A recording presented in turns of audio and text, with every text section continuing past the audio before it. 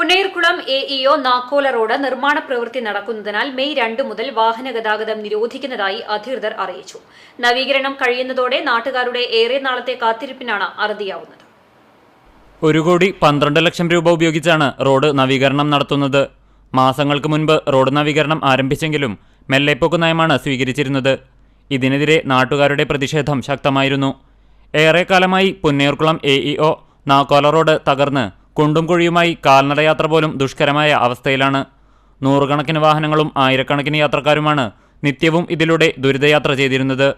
ഇതുവഴി സർവീസ് നടത്തുന്ന 3 ബസ് സർവീസുകളും പ്രതിസന്ധിയിലായിരുന്നു.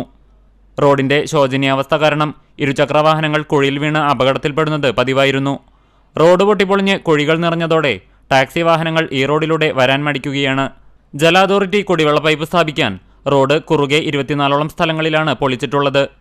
ഇത് പൂർവ്വസ്ഥിതിയിലാക്കാത്തതും യാത്രാക്ലേശം പ്രതിസന്ധിയിലാക്കി.